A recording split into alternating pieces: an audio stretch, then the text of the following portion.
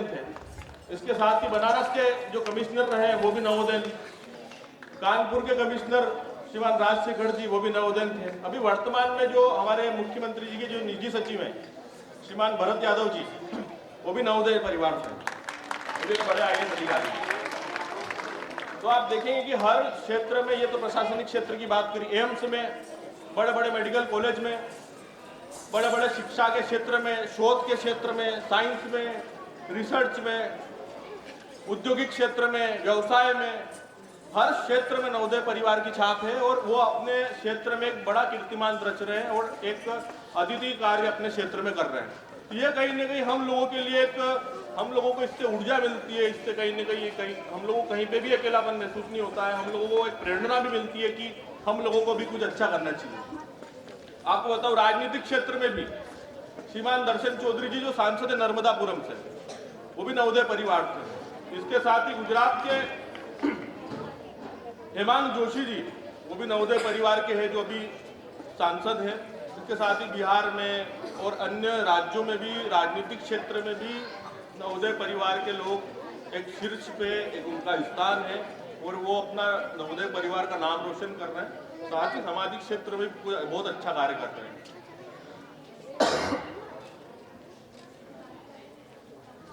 तो कहीं ना कहीं ये जो प्रगति, ये जो उन्नति और ये जो कीर्तिमान है, इसके पीछे एक बहुत बड़ी टीम काम कर रही है। एक कई लोगों का इसमें रोल है। उसमें विद्यालय परिवारों का, शिक्षकों का त्याग है। यहाँ के हमारे विद्यालय परिवार के जो शिक्षक है वो भी एक तरीके से वनवासी काट रहे हैं। एक एकांत में, एक अलग इस क्षेत्र में, शहर से दूर, व्यवस्थाओं से दूर यहाँ पर रहना और साथ में ही आपको एक अच्छे स्तर की शिक्षा देना, हम सभी ने जो प्राप्त किया उसमें कहीं ना कहीं यहाँ के शिक्षकों का बहुत बड़ा रोल है। शिक्षकों के साथ साथ परिवार का भी त्याग है कि वो हमको परिवार से दूर भेजते हैं। तो परिवार का भी एक हम लोग जो कहीं ना कहीं होम सिकनेस हमारे अंदर भी रहती है, परिवार वालों को भी लगता है कि हमारा बेटा बाहर पढ़ रहा है, तो एक परिवार का भी उसमें सेक्रीफाइस है। कई बार हम लोग परिवार के कई कार्यक्रमों में उपस्थित नहीं हो पाते हैं, ये हमारा सेक्रीफाइस है, पर परिवार हम लोगों को मिस करता है या हमारी उपस्थिति को मिस करता है या हमारी आवश्यकता महसूस करता है। ये परिवार का भी बहुत बड़ा इसमें रोल है। हम सभी जो पढ़ाई कर रहे हैं अपने सामर्थ्य, अपने अनुभवों के बल पे आगे बढ़ते हैं, पर उसमें बहुत लोगों का रोल है और कहीं इसके लिए हम लोगों के मन में हमेशा श्रद्धा भाव होना चाहिए। हम उन लोगों के प्रति हमारे मन में हमेशा वो आदर का भाव होना चाहिए और स्नेह का भाव होना चाहिए, साथ ही सहयोग का भाव भी होना चाहिए कि यदि हम लोग यहाँ से निकले तो एक ऋण है हमारे साथ, पूरे परिवार का ऋण है, साथ ही नवोदय विद्यालय परिवार का ऋण और पूरे समाज का, जिस समाज के सहयोग से हम लोग यहाँ पे पढ़ रहे हैं, ये विद्यालय पूरे समाज के सहयोग से चल रहे हैं। तो ये जो सरकार के का जो ये उपक्रम है और जिसमें हम लोग यहाँ पे अध्ययन कर रहे हैं, इसमें बहुत बड़ी ऊर्जा लगी हुई है। तो हमारे मन में हमेशा ये रहना चाहिए कि यदि हम लोग सक्षम हो जाएं या हम लोग किसी तरह अगर किसी मुकाम पे पहुंच जाएं, तो हम लोगों के मन में ये भाव होना चाहिए कि हमको भी अन्य जरूरतमंदों का सहयोग करना चाहिए और वो स्पिरिट हमेशा हम लोगों को जिंदा रखना है। ऑलवेज अगर नवोदय परिवार के किसी व्यक्ति को कोई आवश्यकता महसूस होती है तो हम लोगों को वो आवश्यकता कि उनकी पूर्ति कैसे हो सके उसके लिए हम लोगों को एफर्ट करना चाहिए।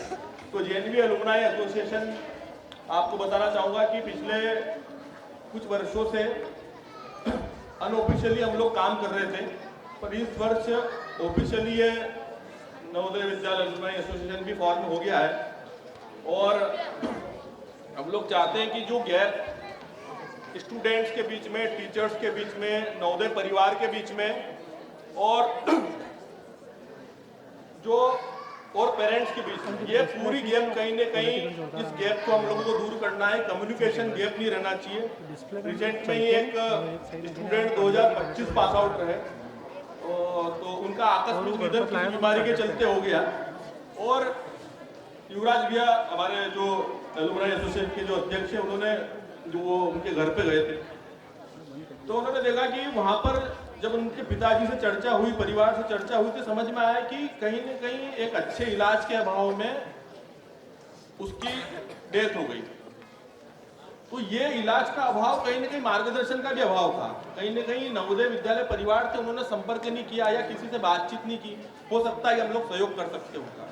हो सकता है कि हमारे कई सारे एलुमनाई अच्छे अच्छे मेडिकल कॉलेज में एम्स लगा कर अच्छे अच्छे हॉस्पिटल्स में वो अच्छे एक्सपर्ट्स हैं, उनसे हम लोग राय ले सकते थे, उनका ठीक से इलाज करा सकते थे। यदि आर्थिक समस्या है तो पहले भी ऐसी कई बार समस्या आई कि किसी के इलाज में, तो नवोदय विद्यालय परिवार ने धन एकत्रित करके इलाज करवाया।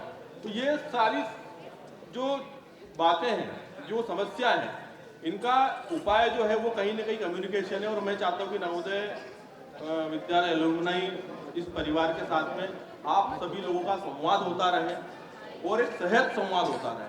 हम लोग बहुत जल्दी आपको एक लिस्ट जारी कर देंगे, जिससे आप लोग जैसे ही पास आउट हो गए तो आप लोगों को किस जिले में कौन नवोदय परिवार का व्यक्ति है और कहाँ पर कौन से क्षेत्र में काम कर रहा है, आपको उसके यदि मार्गदर्शन की आवश्यकता होगी या किसी प्रकार के सहयोग की आवश्यकता होगी तो आप उनसे कॉल करके ले सकते हैं, उनसे मिल सकते हैं। तो हम सभी लोगों का दायित्व है कि आप लोगों को आगे बढ़ाना। नाहीतर देवा देवा मी जातो दूर मल्हारवाडी मोठीला नजारी भरून नाहीतर देवा देवा मी जातो दूर ओढलावती अशी जीवान गावाकडची माती सारभारती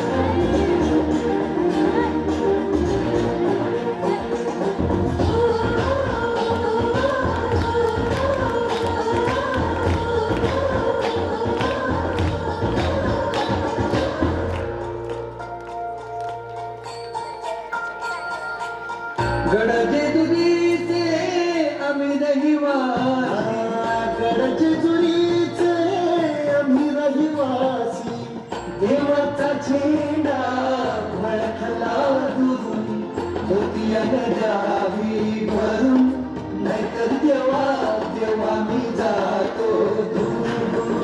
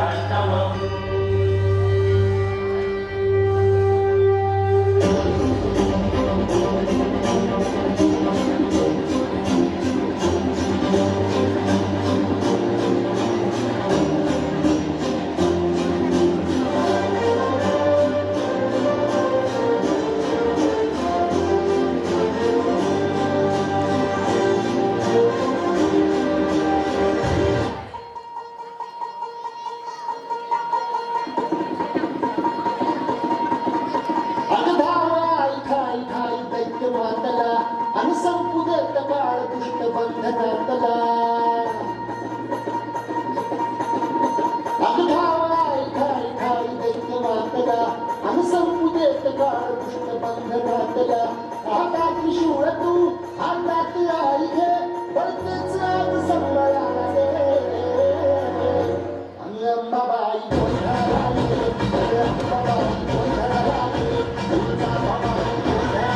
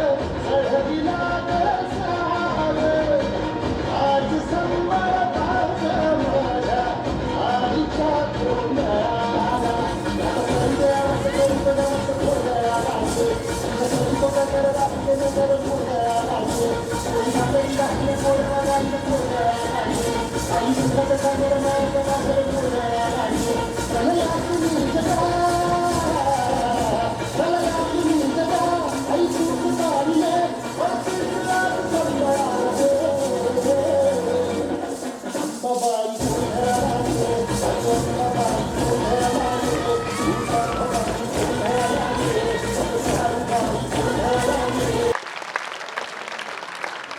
अब मैं जिस शख्सियत को मंच पर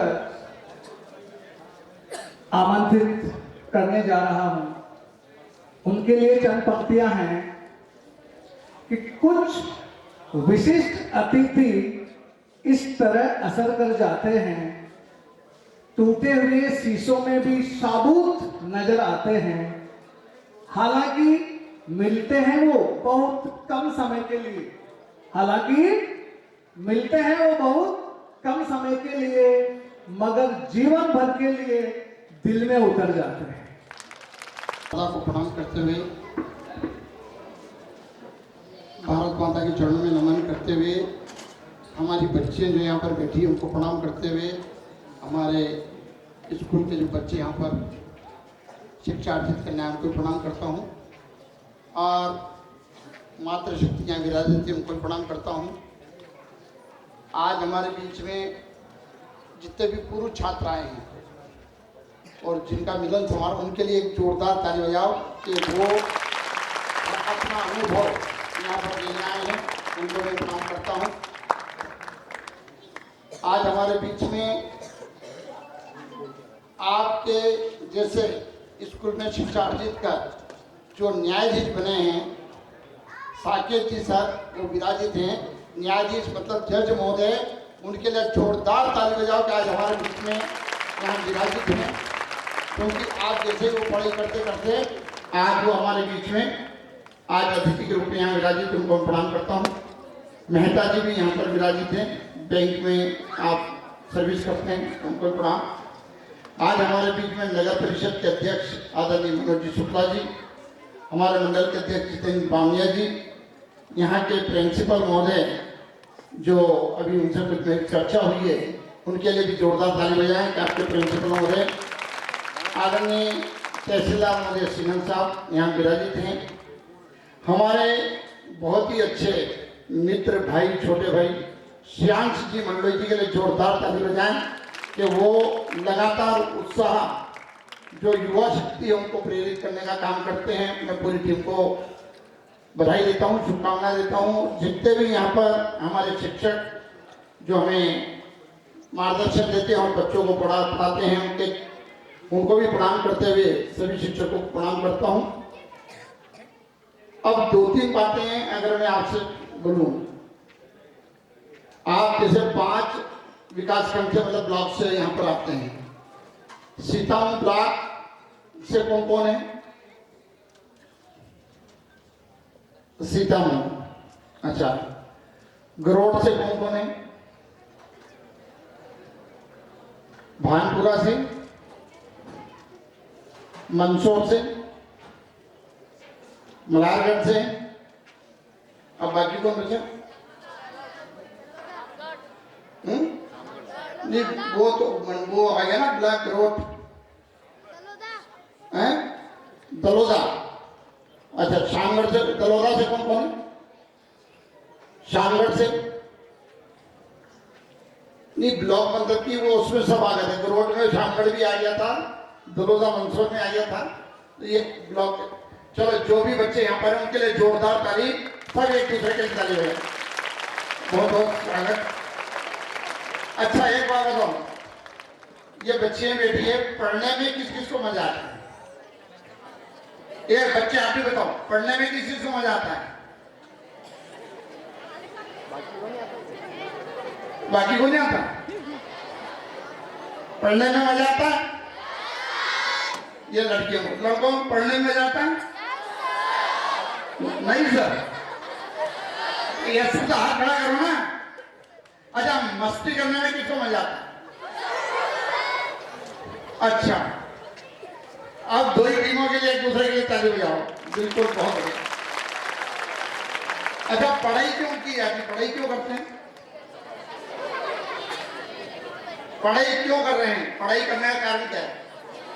एक जना 12th का जो बच्चा हो मेरे को बताए, या बच्ची हो बताए, पढ़ाई क्यों की जा रही है और क्यों की जाती है? कोई बताएगा?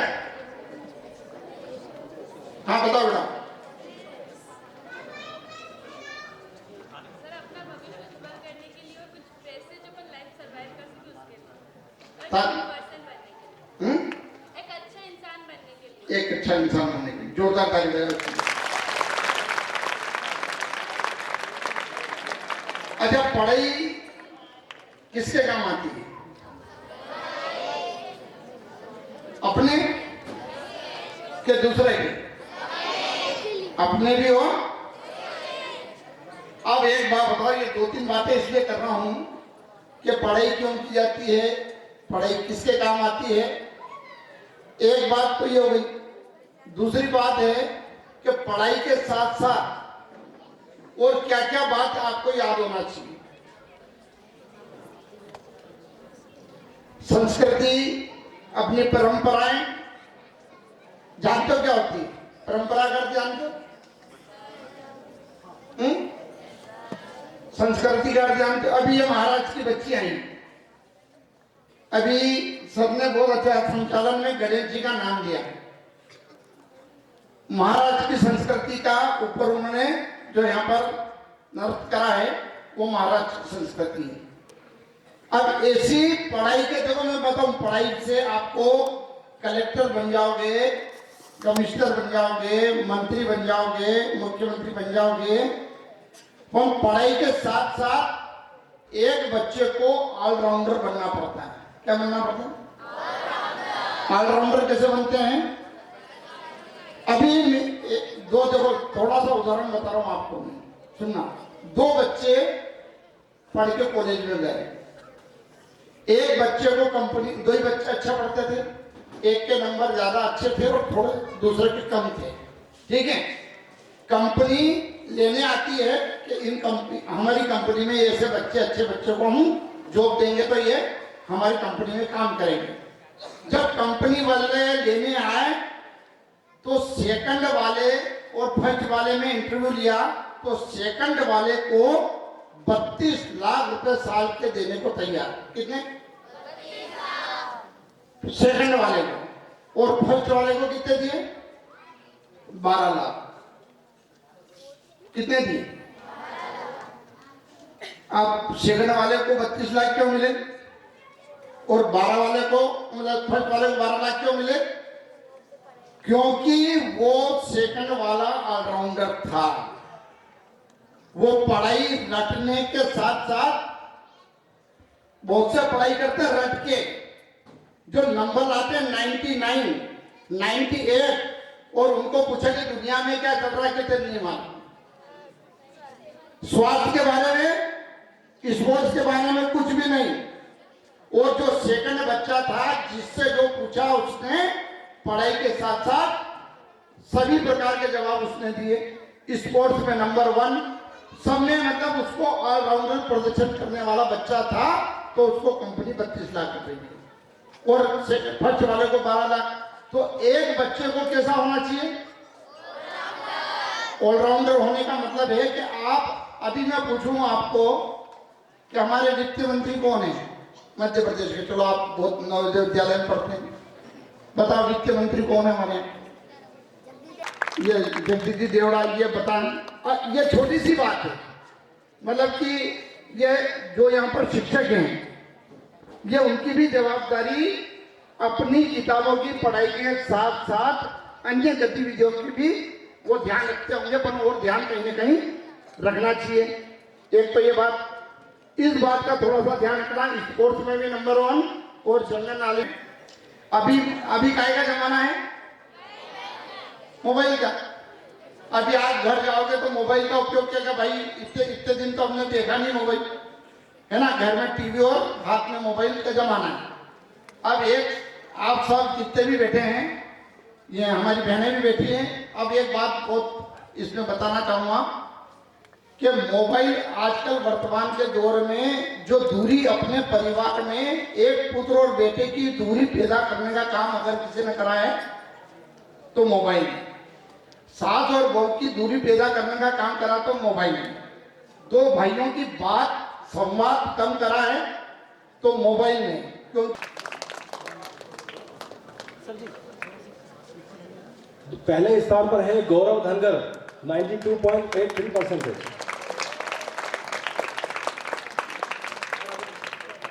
के विद्यार्थी कक्षा 6वीं बी के जो विद्यार्थी उसमें साक्षी सूर्यवंशी 93.33%, दिव्या पाटीदार 97%। दौड़ के आना है सबको। कक्षा 7वीं ए में जिसने स्थान पाया है हिमांशी सरोज 95%। कक्षा 7वीं बी में कुसुम पाटीदार जो दूसरे स्थान पर रही है 94.67%। पहले स्थान पर है कार्तिक सिंह जादौन 97%।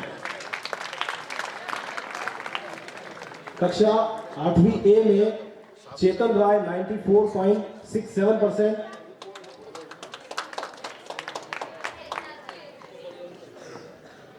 चेतना रॉय 94.67% और पहले स्थान पर है माही पांचाल 95%। दोनों बालिकाएं जल्दी से मंच की ओर बढ़ावे। कक्षा 8वीं बी में उदिता जाटव 93% दूसरा स्थान, जो कि अभी माइग्रेशन गई हुई है, बालिका भी यहाँ नहीं है। पहले स्थान पे कीर्तिराज सिंह देवड़ा 94.33%, ये भैया भी अपने माइग्रेशन गए हुए हैं। इसके बाद 9th ए में जिसने स्थान पाया है वो तीनों बच्चे माइग्रेशन के हैं, तो मैं तीनों का नाम यहाँ से लेना चाहूंगा। जोरदार तालियां बजाते, बधाइयां उन तक पहुंच जाएगी। तन्मय देवड़ा तीसरे स्थान पर थे, विताली भोये दूसरे स्थान पर और याशिका जिरे पहले स्थान पर थी। तो सूची में जो आगे के विद्यार्थी उनको मैं आमंत्रित करना चाहूंगा। स्नेहलता धाकर 85.50% और पहले स्थान पर है तनिष्का धनगर 91.67%। दोनों बालिकाएं मंच की ओर आए। कक्षा 9वीं बी में जो दूसरे स्थान पर है लक्ष्य मीणा 89.33% और पहले स्थान पर श्रेयांश ठाकुर 91.17%। दोनों बालक दौड़कर मंच की ओर आए। उसके पश्चात जो 10वीं कक्षा वाली बोर्ड एग्जाम हुई थी उसमें स्थान प्राप्त करने वाले जो छात्र हैं, 2 छात्र एक साथ सेकंड स्थान पे हैं। कल्पना पाटीदार 10वीं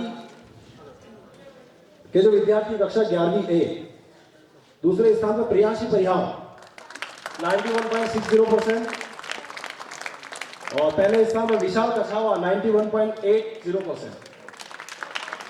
विशाल कछावा प्रियांशी दोनों मंच की ओर जल्दी से आए।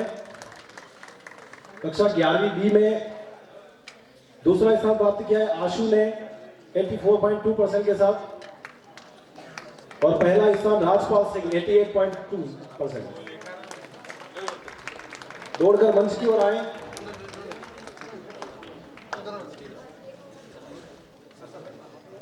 इसके पश्चात पिछले साल की जो बोर्ड एग्जाम थी 12वीं सीनियर सेकेंडरी एग्जामिनेशन CBSE के द्वारा कंडक्ट की जाती है, उसमें हमारे जो अब विद्यार्थियों एलुमनाई बन चुके हैं, कक्षा 11वीं 12वीं आर्ट्स में दिव्या कुमार सेकेंड प्लेस पे रही है 91.60%। आज यहाँ आई नहीं है, इनके लिए जोरदार तालियां बजाइए। सेवंतिका जोशी 92.33%, जिन्होंने ह्यूमैनिटीज स्ट्रीम में टॉप किया है, वो भी अभी हमारे बीच में है नहीं यहाँ पर। 12वीं साइंस से लोकेंद्र कुमावत 88.0%, जो साइंस में सेकंड हमारे विद्यालय का नाम रोशन कर रहे हैं और जो नेशनल खेल के आए हैं। तो मैं सबसे पहले बुलाना चाहूंगा दिव्या पवार कक्षा 9 से वॉलीबॉल में जो नेशनल खेल के आई है।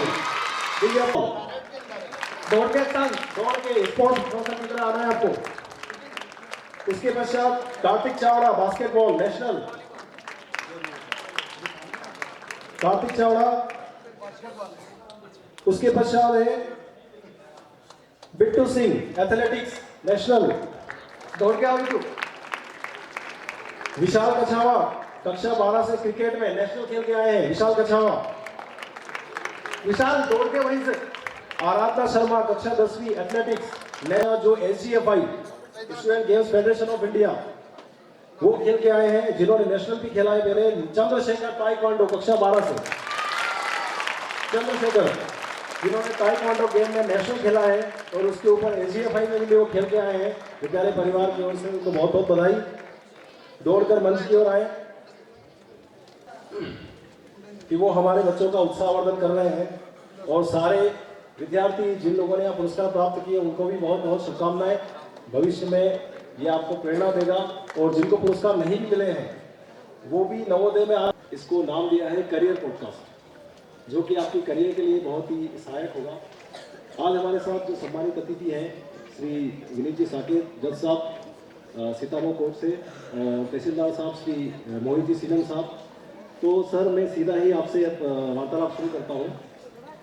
तो सर बच्चों के मन में बड़ा एक अजीब सा वो रहता है कि ये जज साहब जो है वो करते क्या है। और जुडिशरी से क्योंकि आम आदमी जुड़ा हुआ है नहीं, क्योंकि जिसका काम कोर्ट में पड़ता है कोर्ट कचहरी में वही फेस करता है जज को। आज तो हम साक्षात आपको फेस कर रहे हैं, तो थोड़ा सा बच्चों के मन में से थोड़ा सा वो शंकाएं निकालिए और हमें बताइए कि ये जज की पोस्ट होती क्या है और इसका समाज में क्या काम है। पवार साहब बहुत बहुत धन्यवाद सर। सबसे पहले तो मैं इस टॉपिक पे आने से पहले छोटा सा सबको एक ग्रेटिट्यूड देना चाहूँगा कि हमारे principal sir, vice principal sir, respected सारे टीचर्स, ऑफ द डायस जितने हमारे रिस्पेक्टेड सीनियर्स बैठे हुए हैं, भैया जी लोग, दीदी जी लोग, जितने छोटे भाई बहन हैं, सबको बहुत बहुत नमस्कार। और it's really good to be back home. घर आके बहुत अच्छा लगता है। आप सारे बच्चे से बात कर रहा हूँ कि जब छुट्टियाँ होती हैं आप लोगों की, घर जाते तो कैसा फील होता है? बहुत अच्छा ना। मुझे बिल्कुल वैसा फील हो रहा है आज कि मैं घर वापस आया हूँ। थोड़ी सी एक बात मुझे ये लगी, मैं आया तो था यहाँ पे अपने घर वापस, अपने एक स्टूडेंट बन के, एक छात्र बन के, पूर्व छात्र बन के। आप लोगों ने इतना सम्मान दिया कि फिर मुझे याद दिला दिया कि मैं जज हूँ। 24 घंटे 12 महीने लगातार मैं जज रहता हूँ, लेकिन आज मैं फ्री होके आना चाह रहा था कि आज मैं बच्चा हूँ, स्कूल का बच्चा हूँ। मैं आप सबका बड़ा भाई हूँ, आप सबका छोटा भाई हूँ। तो इसके साथ शुरू करते हैं कि जैसा आपने पूछा कि जज का काम क्या होता है, समाज में कैसे अपनी सर्विस देते हैं। चलिए एक छोटी सी बात हम बताते हैं, अपने स्कूल से रिलेटेड बताते हैं। स्कूल के आपके मेन गेट के बाहर क्या लिखा होता है? आपने कहीं पढ़ा है? पढ़ा होगा, कई बार पढ़ा होगा। अगर मैं याद दिलाना चाहूँ, कोई बता सकता है? शिक्षार्थ आइए, सेवार्थ जाइए। हम नवोदय आते हैं शिक्षा ग्रहण करने, और जब नवोदय से बाहर जाते हैं तो जो हमने सीखा है, जो पढ़ा है, उसके माध्यम से अपने समाज को, अपने स्टेट को, अपने जिले को, अपने देश को किस प्रकार से सेवा दे सकते हैं, वो हम पूरा अपने नवोदय के कार्यकाल में सीखते हैं। 7 साल लंबा समय होता है, एक ग्रोइंग फेज होता है।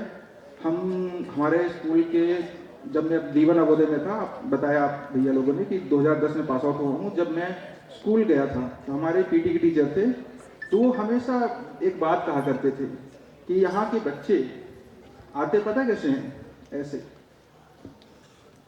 ऐसे करते हुए, नाक पोंछते हुए, आंसू पोंछते हुए आते हैं, लेकिन जब स्कूल से जाते हैं तो ऐसे जाते हैं, कॉलर खड़ी करके जाते हैं।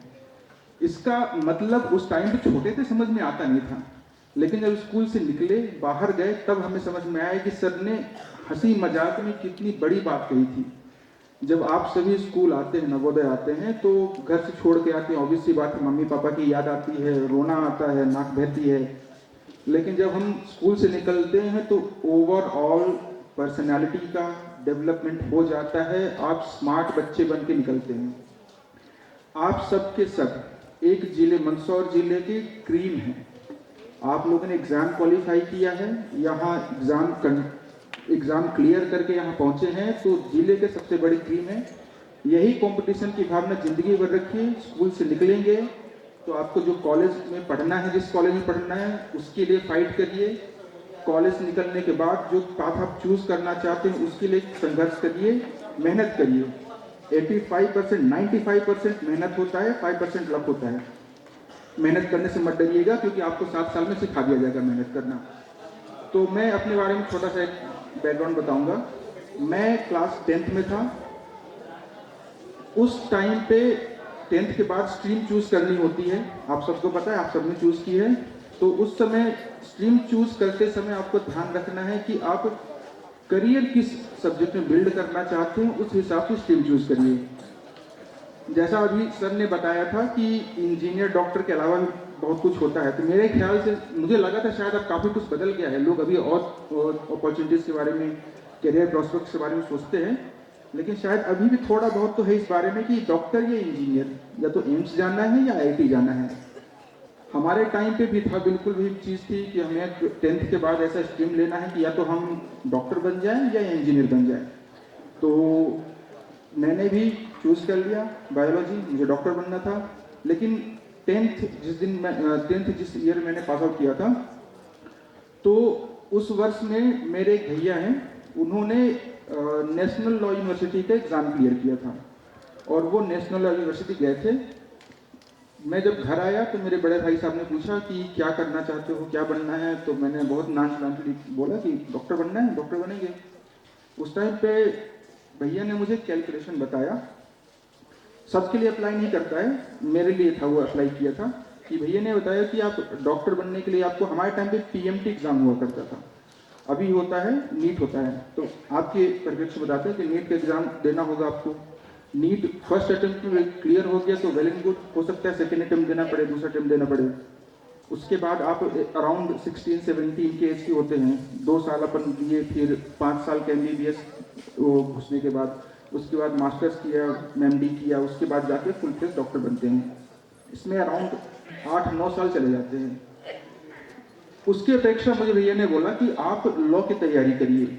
लॉ शब्द मैंने पहली बार सुना, क्योंकि हमारी फैमिली का, मेरे जनरेशन का फर्स्ट जनरेशन लॉयर हूँ मैं। लॉयर एक ब्रॉड टर्म होता है, उसके बारे में बाद में बात करेंगे। तो लॉ करिए, क्योंकि मेरे भैया ने किया था, एग्ज़ाम क्वालिफाई किया था। तब उस टाइम पे एक माइंड मेकअप करना, जैसे आपके विधायक महोदय ने बोला था कि माइंड मेकअप करना और गोल सेटअप करना, ये बहुत ज़रूरी होता है। तो आप 10th के टाइम पे ही माइंड मेकअप करिए कि आपको करियर क्या चूज़ करना है, अकॉर्डिंगली आप तैयारी करिए कि 11th और 12th में क्या पढ़ाई करनी है। 11th और 12th बहुत बड़ा बेस होता है, कहते हैं ना कि एक अच्छी बिल्डिंग खड़ी करनी है तो नींव बहुत मजबूत होनी चाहिए। 11th और 12th में अच्छे से ध्यान दीजिए, पढ़ाई करिए। अब मैं आता हूँ लॉ के फील्ड में।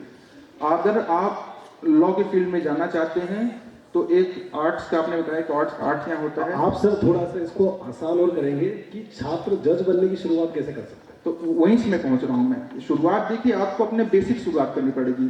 तो पहले तो आपको लॉ के क्षेत्र में आना पड़ेगा, उसके बाद आप जज बनेंगे। तो है क्या, अभी भी काफ़ी वेग है, चीज़ें अस्पष्ट हैं, इसलिए मैं थोड़ा सा एलॉबरेट तरीके से बताना चाह रहा हूँ कि 10th के बाद आप ऐसा स्ट्रीम चुनिए कि जो आपकी लॉ की फील्ड को सपोर्ट करे।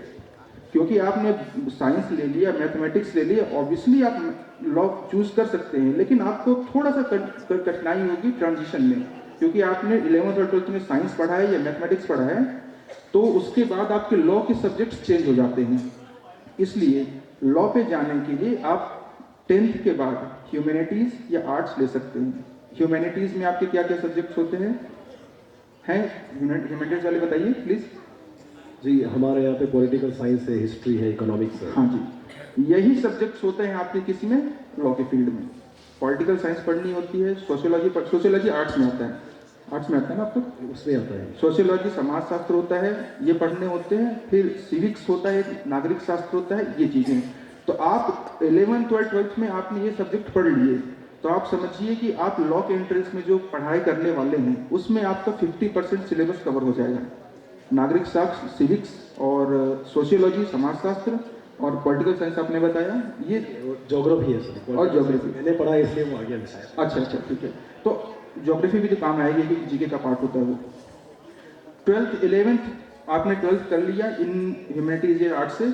उसके बाद बहुत ही कैटेगोरिकली बताऊंगा कि 2 तरीके होते हैं लॉ फील्ड में जाने के लिए।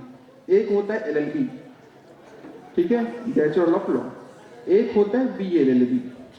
तो बैचलर ऑफ लॉ जो सिंपल LLB जो पहला नंबर बताया मैंने, वो एक पोस्ट ग्रेजुएट कोर्स है, PG कोर्स है। पोस्ट ग्रेजुएट कोर्स का मतलब होता है कि आपने 12th के बाद पहले एक ग्रेजुएशन कर लिया 3 साल का, उसके बाद आप LLB में एडमिशन ले सकते हैं।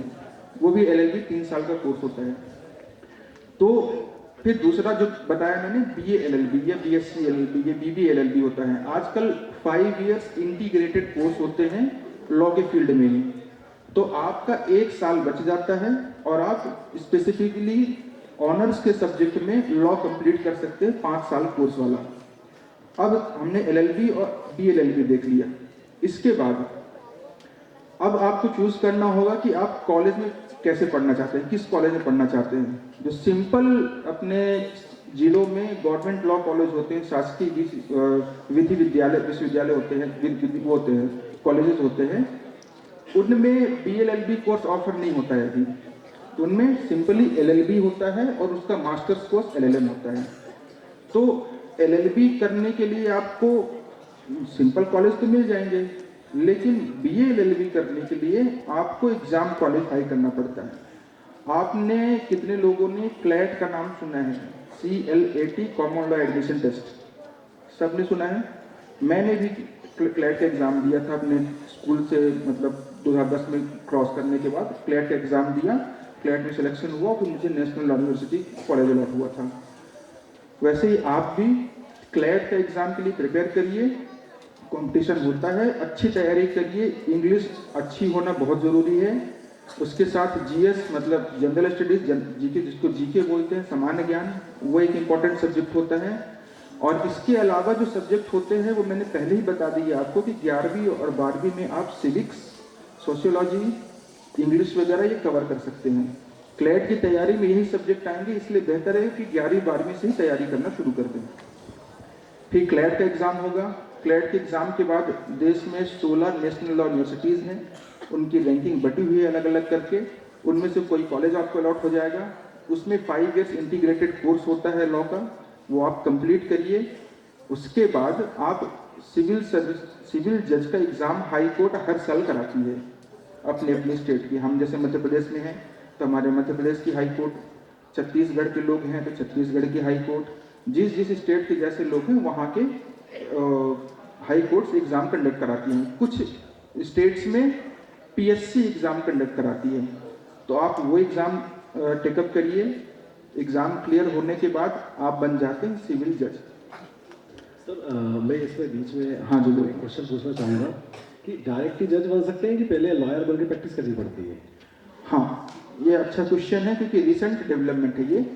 लॉ करने के बाद अभी 2024 में माननीय सर्वोच्च न्यायालय सुप्रीम कोर्ट, आप सभी जानते होंगे, सुप्रीम कोर्ट का जजमेंट आ गया है कि जज बनने से पहले आपको 3 साल की वकालत मैंडेटरी हो गई है। जैसे आपका LLB या BLLB कोर्स कंप्लीट होगा, वैसे उसके बाद से लेकर 3 साल तक आपको वकालत करना आवश्यक है। हमारे टाइम पे नहीं था। हमारे टाइम मतलब 2024 के पहले ये मैंडेटरी नहीं था। इसके बाद अभी मैंडेटरी हो गया है, तो वो 3 साल भी आप कवर करके रखिए, क्योंकि जज बनने के लिए अब देखिए एज फैक्टर भी होता है। जैसे मेरे एग्जाम्पल है, मैं 25 का था तब मेरी एग्जाम क्लियर हो गया था और 26 में मैंने ज्वाइन कर लिया था। आप वो एज कवर करके रखिए और ये टाइम कैसे बचाना है ये ज़रूर ध्यान रखिए, क्योंकि करियर है, आप जितना लंबा चले उतना बेहतर होता है। तो शुरू में जो बताया, LLB के बजाय आप BLLB चूज़ करें, वो ज़्यादा बेहतर ऑप्शन है। नेशनल लॉ कॉलेज के अलावा भी बहुत सारे यूनिवर्सिटीज़ हैं जो कि BLLB 5 years integrated course offer करती हैं, जैसे कि इंदौर का देवी अहिल्या विश्वविद्यालय, उज्जैन में विक्रम यूनिवर्सिटी है, भोपाल की यूनिवर्सिटी है, बरकतुल्ला यूनिवर्सिटीज़ हैं, और आप लोग जहाँ रह रहे हैं यहाँ है कोई कॉलेज, प्राइवेट कॉलेज? मंदसौर में होना चाहिए। मंदसौर में, नीमच में भी है कॉलेज। हाँ जी, तो वहाँ शायद करता हो, उसके मुझे क्लियर ज्ञान नहीं है। आप BLLB चूज़ करिए, इससे आपका 1 साल बचेगा। उसके बाद आप 3 साल की प्रैक्टिस करके जज के एग्ज़ाम ले सकते हैं। अब जज बनने के बाद आपको पोस्टिंग मिलेगी। अब इंटरेस्टिंग बात है कि जज करते क्या हैं। आप सभी ने ज्वाली LLB देखी है, 1, 2, 3 सब देखी है। उसमें जो कैरेक्टर हैं जज के, श्री सुंदरलाल त्रिपाठी या सौरभ शुक्ला जी, काफ़ी फनी कैरिकेचर है। थोड़ा बहुत कहूँगा समानता होती है, बिल्कुल नहीं होती है। ये जो पिक्चर में दिखाते हैं रियलिस्टिक भी है कि नहीं? बिल्कुल नहीं है ना। प्रॉब्लम्स जो है उनकी वो अलग चीज़ है कि उनकी समस्याएं क्या होती हैं, वो हर प्रोफेशन में होती हैं, लेकिन जो फिल्मों में दिखाया जाता है वैसा नहीं होता है। आप फिल्मों से प्रेरणा मत लीजिए कि जैसे ऐसे होते हैं या ऐसे करना चाहिए। रियल लाइफ में है कि आपके समाज में 2 पक्षकारों के बीच में किसी बात को लेकर विवाद हो गया। 2 प्रकृति के प्रकरण होते हैं, या तो आपराधिक प्रकृति के या सिविल प्रकृति के। सिविल प्रकृति के प्रकरण वो होते हैं जिनमें प्रॉपर्टी को लेके विवाद होता है। आपराधिक प्रकृति जो आप हमेशा न्यूज़पेपर में सुनते हैं, पढ़ते होंगे, किसी को मार दिया, किसी का मर्डर हो गया, चोरी हो गई, एक्सीडेंट हो गया, ये प्रकृति होती है। तो ये केसेस हम डील करते हैं कोर्ट में। स्पेसिफिकली आप क्या जानना चाहते हैं, मैं बता दूं जज के बारे में। सर हम जानना चाहते हैं एक क्रोनोलॉजी अगर बच्चों को पता चल जाए, जैसे कि 10वीं के बाद 12वीं के बाद क्लैट, हाँ। क्लैट के बाद लॉ कॉलेज के बाद 3 साल की प्रैक्टिस, देन जज, ये होती है आपकी। अच्छा, आप में से कितने लोग ऐसा सोच रहे हैं कि मुझे क्लैट का एग्जाम देना है? कितने लोग हैं? 1, 2, 3, 4, 5, 6 लोग हैं। तो कोई भी एक जन बताना चाहे कैसे मतलब सोच में आया कि क्लैट एग्जाम देना है? आप में से कोई? मतलब जिसने हाथ उठाया, जिसने नहीं उठाया तो आपको प्रेरणा कैसे मिली या बता दें, आप यहाँ आके बता सकते हैं। आप इधर आ जाइए। ये हमारा विद्यार्थी श्रेयस ठाकुर, इसके पिताजी कोर्ट में ही किसी पद पे हैं, मुझे वो पद का एग्जैक्टली नाम याद नहीं है। अरे वाह सर, वो मेरे को लॉ में इंटरेस्ट है और SST अच्छी भी लगती है। अच्छा, ये कारण आपका बहुत अच्छी बात है। तो अगर क्लैट का एग्जाम आपने सोचा क्लैट का देना, अभी किस क्लास में हो आप? 10th में हो ना। 10th के बाद ही आपको चूज करना है, तो मायने मेकअप कर लिया कि क्या स्ट्रीम चूज करेंगे? Yes sir, political science. Political science लेंगे, बहुत बढ़िया, क्योंकि आपको ये हेल्प करेगा। और मैं केवल इनकी बात नहीं कर रहा हूँ, जिन्होंने हाथ उठाया था और जिन्होंने शायद हेजिटेशन में हाथ नहीं उठाया, उनके लिए भी है ये कि 10th के बाद आप चूज कर लीजिए स्ट्रीम पर्टिकुलर, जो कि आपको आपके करियर में हेल्प करेगी। क्योंकि बेस जो आप तैयारी करेंगे क्लैट के एग्जाम के लिए, उसमें वही पढ़ रहा है जो 11th 12th का सिलेबस होता है। आप में से सबको पता है कि जब UPSC की प्रिपरेशन होती है तो उसमें NCERT की बुक्स पढ़नी पड़ती है 6वीं से लेकर 12वीं तक। मोहित जी आपने पढ़ा होगा, है ना। तो उस प्रिपरेशन के लिए आप देखिए बेस अपने को देखना पड़ता है। 6वीं से लेकर 12वीं तक की NCERT की सारी बुक्स पढ़नी पड़ती है। Science, history, math, political science या फिर ज्योग्राफी हो गई, जो भी है सब कुछ पढ़ना पड़ता है। तो आपको अभी से अवसर मिल रहा है पढ़ने का, तो चूज करिए। उसके बाद आप क्लैट का एग्जाम दीजिए। क्लैट के बाद नेशनल यूनिवर्सिटी मिल जाएंगी। अगर वो नहीं मिलता तो क्लैट के नंबर के आधार पे, क्लैट में कितना मार्क्स आया आपको, बाकी प्राइवेट यूनिवर्सिटीज़ भी रैंकिंग तैयार कर लेती है अपनी। जैसे गुजरात में एक निर्मा यूनिवर्सिटी है, सिम्बायोसिस लॉ स्कूल है पुणे का, और ग्लोबल जिंदल है। ये सब प्राइवेट कॉलेज भी हैं। भारतीय विद्यापीठ पुणे हैं। तो ये कॉलेजेस हैं जो कि अलग से भी कोर्स कराते हैं और ये बहुत अच्छे कॉलेजेस हैं। जी सर, बहुत बहुत धन्यवाद आपका। उम्मीद है कि बच्चों की बहुत सारी क्वेरीज इसमें क्लियर हुई होगी। अब हम आगे बढ़ते, एक मिनट, अगर आप लोगों में से पर्सनल कोई क्वेरी हो तो बिल्कुल हाथ उठा के पूछ लीजिए अभी, कोई या आपका फिर प्रश्न चलिए हो, कोई? हमारा बात हो जाएगी, उसके बाद आप पूछ सकते हैं। ठीक है सर, बहुत बहुत धन्यवाद आपका। अब हम आगे बढ़ते हैं। सर, हमारे विद्यालय में हम बर्थडे विश करते हैं यहाँ प्रेयर में, मॉर्निंग असेंबली में। तो बच्चे अपना इंटरेस्ट यहाँ आके बताते हैं थैंक यू बोलने के साथ कि I want to become maximum they say I want to become IPS, I want to become IAS। तो सर, आप भी सिविल सर्विसेज में ही हैं, ये भी दोनों सिविल सर्विसेज में आते हैं। तो आपने सर सिविल सर्विसेज को करियर क्यों चुना? आपको प्रेरणा कहाँ से पड़ी? नहीं सर, सबसे पहले तो सभी को बहुत बहुत धन्यवाद, और सर आपका धन्यवाद कि आपने मंच मुझे प्रदान किया है सभी को मार्गदर्शन के लिए। सबसे पहले मैं आदरणीय प्रिंसिपल साहब, आदरणीय वाइस प्रिंसिपल साहब, जवाहर नवोदय लदुना, जैसे रामपुरा नाम हमेशा मेरे मन में रहता है, तो आज लदुना बोलना पड़ेगा क्योंकि लदुना JLV मंसूरी है और वो भी JLV मंसूरी था। हाँ, मतलब जैसे रामपुरा नवोदय और लदुना नवोदय को मैं अलग नहीं मानता हूँ, क्योंकि जब हम थे वहाँ नवोदय में तब एक ही नवोदय हुआ करते थे। ये काफ़ी बाद में शायद 2003 या 4 के आसपास ये खुला था, 2002 में शायद ये खुला था। तो हमारे जब हम नवोदय में पढ़ते थे तो बहुत सारे स्टूडेंट मंसूर के हुआ करते थे, हम कॉमन नवोदय हुआ करता था, तो इसलिए एक ही नवोदय हम मानते हैं, और इसको भी मैं मेरा नवोदय मान भी आया हूँ। वैसे सर भी रीवा नवोदय के हैं, लेकिन वो भी नवोदय कहीं का भी हो, बल्कि किसी अन्य प्रदेश में भी चले जाए, लेकिन नवोदय हमेशा अपना ही नवोदय रहता है। और किसी भी नवोदय का बच्चा अगर पढ़ा हुआ हो तो अगर कहीं भी किसी भी जगह पर मिल जाए तो वो हमेशा वो अपना ही स्टूडेंट या अपना ही दोस्त, अपना ही भाई बन जाता है। हमारी टैगलाइन ही है, हम ही नवोदय हैं। हमें नवोदय हो, बिल्कुल, और ये सार्थक भी है। जैसे सर बता रहे हैं, मैं काफ़ी जगह, जैसे जैसलमेर एक बार घूमना गया था, तो वहाँ पर नवोदय होटल नाम से एक अच्छी होटल खुली हुई है। तो मतलब आपको, मतलब कहीं भी आप जाओ, नवोदय के लोग आपको कहीं ना कहीं कुछ कुछ करते हुए मिल जाएंगे। और अगर एक शब्द और सुन लेंगे कि आप नवोदय से हो, तो फिर आप देखो हवा बदल जाते हैं, चीज़ें बदल जाती है, आपके लिए चीज़ें बहुत आसान हो जाती है, और एकदम भाईचारा, दोस्ताना ऐसा डेवलप हो जाता है कि कह नहीं सकते हम इसका। तो वैसे सर आपने दूसरे प्रश्न पूछे, उन पर मैं आता हूँ। तो सबसे पहले सभी का बहुत बहुत धन्यवाद मुझे यहाँ आमंत्रित करने के लिए, और जज साहब की बहुत बहुत धन्यवाद कि मुझे मन साझा करने का मौका मिला सर के साथ। सिविल सर्विस का आपने पूछा है। सिविल सर्विस देखिए आजकल सबसे अच्छा कैरियर चॉइस मानते हैं हर कोई। एक समय था जब हर कोई डॉक्टर इंजीनियर बनना चाहता था, हमारे समय में भी यही ट्रेंड हुआ करता था। लेकिन आजकल क्या है कि बहुत सारी एवेन्यूज़ नए नए आ गए हैं, बहुत सारी स्ट्रीम्स आ गई हैं। सिविल सर्विस भी एक अच्छा करियर ऑप्शन बन के लिए सभी के लिए आए हैं। सिविल सर्विस हो गया, आजकल देश में स्टार्टअप का माहौल भी बहुत अच्छा है, तो काफ़ी बच्चे भी जैसे 11-12 भी पढ़ाई करने के बाद ड्रॉप आउट कर जाते हैं, अपने आप के अंदर कोई अच्छी स्किल डेवलप करते हैं, जैसे सॉफ्टवेयर स्किल डेवलप किसी ने कर ली है। तो आप देखो इंडिया में बहुत सारे 25 की एज की कम के नए नए कंपनीज के फाउंडर आ रहे हैं, जिनकी बहुत कम एज है, लेकिन उन्होंने अपने अंदर अपनी स्कूल टाइम में ऐसी स्किल अपने अंदर डेवलप करी है कि वो उस चीज़ में मास्टर हो गए।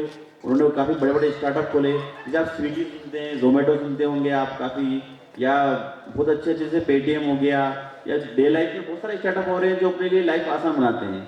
तो सब आपके जैसे ही उन्होंने स्कूल लेवल पे अपनी एक स्किल डेवलप करी, उसमें महारत हासिल करी। उसमें कई लोग तो शायद कॉलेज में नहीं गए होंगे, बिना कॉलेज जाए भी उन्होंने अपने अंदर ऐसी स्किल डेवलप करी कि उन्होंने काफ़ी अच्छा अपना मुकाम पाया है। तो मैं वो सिविल सर्विस के टॉपिक पे आऊँगा कि मैं भी आपके जैसे आप लोग बैठे हैं वैसे बैठा करता था। जैसे सर आप बताइए कि जो जिला कलेक्टर होते हैं हमारे नवोदय के चेयरपर्सन कहते हैं उनको, तो जैसे कलेक्टर महोदय यहाँ पर भी आते रहते होंगे, हमेशा सालाना बैठक में आते हैं, या कोई भी छोटा मोटा फंक्शन होता है आते रहते थे। तो मैं भी आपके जैसे ही नीचे बैठा करता था, कलेक्टर महोदय आया करते थे। तो सर्वप्रथम प्रेरणा तो वही रही है कि कलेक्टर साहब को देख के बहुत एंथुसियास्टिक लगता था कि यार कितना अच्छा पद है। सभी मतलब काफ़ी उनको देख के चार्मिंग लगता था हमको कि यार हमको भी इस प्रकार का करना चाहिए। एक तो ये हो गया, और दूसरा ये रहा कि हमेशा मेरा, जैसे आप बोल रहे हो SST में बहुत इंटरेस्ट था, तो मेरा भी 6 से हमेशा ही सोशल साइंस में हमेशा इंटरेस्ट रहा है। स्टूडेंट सर 2 तरह के होते हैं, एक तो बच्चे इस प्रकार के होते हैं जो हमेशा स्पोर्ट्स में अच्छा काम करते हैं, और कुछ बच्चे ऐसे होते हैं जो स्पोर्ट्स में ना करते हुए स्टडी की तरफ ज़्यादा करते हैं, एकेडमी में ज़्यादा उनका रहता है। तो मेरा भी हमेशा एकेडमी में काफ़ी इंटरेस्ट शुरू से रहा था। काफ़ी बुक मुझे सोशल साइंस हमेशा पढ़ने का शौक रहा है। हमेशा मैथ्स मेरी हमेशा पुअर रहा करती थी, तो उसको मैं कवर अप परसेंटेज में करने के लिए सोशल साइंस में अच्छा करता था, मतलब हमेशा मेरे नंबर उसमें ज़्यादा करने का प्रयास करता था। और मेरा एक जैसे यहाँ पर भी एक लाइब्रेरी होगी, तो हमारे जयपुरा में भी एक अच्छी लाइब्रेरी थी, और काफ़ी वेल डेवलप लाइब्रेरी थी, इतनी अच्छी बुक्स थी, इतना अच्छा था। तो जब मैं 9th क्लास में था तब हमारे लाइब्रेरियन सर का ट्रांसफ़र हुआ था। तो जब हमारे यहाँ के ही करंट स्कूल टीचर थे उस समय, उनको लाइब्रेरियन का चार्ज मिला था। तो उन टीचर ने मुझे और मेरे एक दो दोस्त थे उनको बुलाया कि आप लोग आओ और ये बुक्स की मार्किंग करो। चार्ज जब देते हैं तो बुक की मार्किंग होती है, मार्किंग करने के बाद चार्ज नए टीचर को दिया जाता है। तो हमको उस काम में लगाया। तो हम तो बुक के लिए इतना ज़्यादा था नहीं, बोझ मान के काम किया, शुरू किया उसको। लेकिन जैसे जैसे हम अंदर घुसते गए तो हमने एक दो बुक खोल भी ली। एक इंसाइक्लोपीडिया आती थी ब्रिटानिका की, शायद अभी भी आती होगी। तो सबसे पहली बुक हमने वही खोली। काफ़ी इंटरेस्टिंग फोटोज वगैरह देखे हमने, क्या कितनी अच्छी बुक है। तो हमने फिर बुक जमाते भी गए, हम पढ़ते भी गए। फिर और इंटरेस्ट जागा तो फिर हमको प्रेमचंद जी की कोई बुक हाथ में लगी, गबन करके कोई बुक थी, नॉवेल काफ़ी अच्छा है उनका। तो फिर हमने वो पढ़ना शुरू किया। तो फिर ऐसा इंटरेस्ट लगा कि मतलब आने वाले 2-3 महीने में हमने ऑलमोस्ट लगभग वो सारे उपन्यास वगैरह पढ़ दिए। मतलब हम उस समय इतनी पढ़ने की लत हमको लग गई कि इतना मजा आता था हमको लाइब्रेरी की इतनी सारी बुक्स पढ़ने में, करने में, ये करने में। मतलब एक एक्टिविटी के रूप में हमको वो टास्क दिया गया था। आप सर इसको थोड़ा और स्पेसिफिक करें कि बच्चे अभी विद्यार्थी के रूप में यहाँ पे पढ़ रहे हैं, तो मान लो इन्होंने तय कर लिया कि इनको सिविल सर्विस में जाना है, तहसीलदार बनना है, सर मैं उसी पे आ रहा हूँ। तो मतलब वो स्कूल लेवल पे क्या करें कि उनके करियर में वो फायदेमंद हो। सर मेरा कहना है कि सर सिविल सर्विस के लिए कोई करियर पाथ चूज करने की आवश्यकता नहीं है। आप किसी भी स्ट्रीम में रहो, कोई भी आप करो, या तो इंजीनियर रहें, या सर जैसे बता रहे हैं आप लॉ करें, या फिर आप MBBS भी करें, कोई किसी भी स्ट्रीम का व्यक्ति सिविल सर्विस को चूज कर सकता है। सिविल सर्विस किसी को डिनाई नहीं करती है। मतलब 20 से 22 स्ट्रीम सिविल सर्विस ओपन रहता है। सिविल सर्विस में आपको ऑप्शन सब्जेक्ट लेने पड़ते हैं। उसमें आप बोलिए किसी भी, आप ग्रेजुएशन किसी भी चीज़ में करो, आप ग्रेजुएशन करो किसी भी चीज़ में, आप किसी भी ग्रेजुएशन में किसी भी लाइफ के किसी भी लेवल पे आप जाके सिविल सर्विस का करियर पाथ चूज कर सकते हो।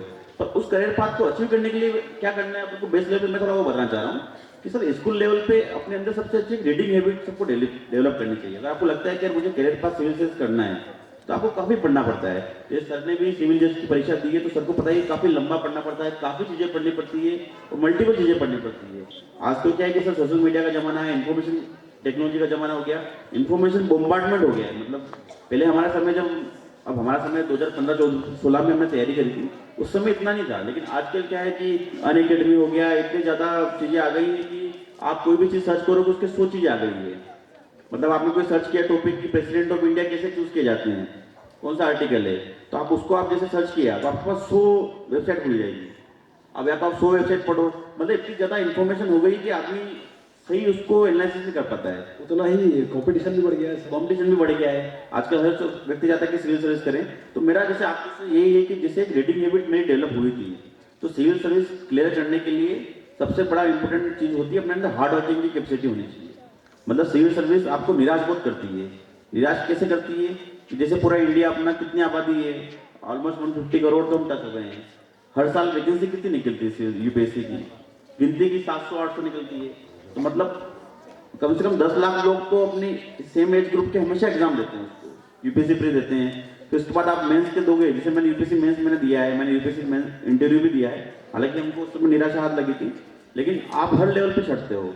मतलब UPSC सिलेक्ट नहीं करती है, मतलब एक बात बता रहा हूँ, UPSC रिजेक्ट करती है। मतलब आपके पास 1 लाख लोग हैं तो उसमें से वो ढूंढेगी कि मुझे केवल 100 चाहिए इसमें से, तो वो रिजेक्शन करना शुरू करती है। मतलब ब्रिलियंस तो बाद में देखी जाएगी, पहले रिजेक्शन देखे जाएंगे। तो रिजेक्शन आपको फेस काफ़ी करने पड़ते हैं उसके अंदर। तो उसके लिए आपको हार्ड वर्किंग के लिए हमेशा तैयार रहना पड़ता है और आपका माइंड बहुत सिस्टम होना चाहिए कि आपको हर किसी कदम पर अगर असफलता मिले तो आपको वापस तैयारी करके वापस उसी जोश में, वापस आपका जोश हमेशा मेंटेन रहना चाहिए। तो हार्ड वर्क तो सबसे बड़ा हो गया और परसिवरेंस आपका हमेशा मेंटेन रहना चाहिए। और अभी स्कूल की लाइफ में मैं कहता हूँ कि ज़्यादा आप किसी चीज़ का लोड मत दो। सिविल सर्विस समय के साथ सब चीज़ें अच्छी हो जाती है। आप तो जो अपने समय के साथ, जैसे अभी आप एकेडमिक्स कर रहे हो, काफ़ी अच्छा एकेडमिक्स करो, हर चीज़ में एक्सेल करने का प्रयास करो, लाइफ एंजॉय करो, स्पोर्ट्स करो, हर चीज़ करो। समय के साथ आप स्ट्रीम भी चूज करो, उस स्ट्रीम में भी अच्छा करो। फिर उसके बाद आप निर्णय लो कि आपको किस तरफ जाना है, अगर आपको सिविल सर्विस लगता है। लेकिन उसके लिए जैसे सर ने भी बताया कि जब हम UPSC की तैयारी करना स्टार्ट करते हैं तो सबसे पहले बोलते हैं 6 to 12 NCERT पढ़ना शुरू करो। अब हम तो सब कॉलेज पास आउट रहते हैं तो बोलते हैं 6th क्लास की कौन NCERT पढ़ेगा। लेकिन 6th क्लास होती है वो आपका बेस क्रिएट करती है। मतलब आपको बहुत नीचे लेवल से आपको चीज़ें सिखाई जाती है। तो जैसे आप 6 में हो, तो अगर आप सोशल साइंस अच्छे से पढ़ोगे तो कभी आप सिविल सर्विस का करियर पाथ रखोगे तो आपने अगर अच्छे से पढ़ी हुई तो आपको हमेशा याद रहेगी वो क्या मैंने उस समय बचपन में था, मैंने ये चीज़ पढ़ी थी, ज्योग्राफी में ये चीज़ें मैंने पढ़ रखी है, हिस्ट्री में अकबर बाबर ये सब मुझे याद है, तो आपके लिए बहुत आसान रहेगा। जैसे मैं जब सिविल सर्विस की तैयारी करने गया था तो मेरी सोशल साइंस बहुत अच्छी थी, तो जैसे हम लोग सब साथ में पढ़ते थे ग्रुप बना के, तो हम 7-8 लोगों का ग्रुप था, तो जिन लोगों ने 7 दिन में 6 to 12 खत्म की थी वो मैंने 2 दिन में खत्म कर दी थी, क्योंकि मेरे लगभग क्योंकि ओल्ड एनसीईआरटी पढ़ते थे हम हमेशा जब तैयारी करते हैं, तो मेरी लगभग सब पढ़ी हुई थी, फिर उसके शॉर्ट नोट्स हम बनाते थे। तो मेरा ये कहना है कि जैसे आप अभी हो तो सोशल साइंस को काफ़ी अच्छे से पढ़ो होनी चाहिए। आप अगर सिविल सर्विस एग्जाम भी लिखोगे तो आपको 3 घंटे तो लगातार एग्जाम देनी ही पड़ती है। तो आजकल के मैं देखता हूँ कि बहुत सारे बच्चों में 3-3 घंटे लगातार बैठने की कैपेसिटी खत्म होती जा रही है।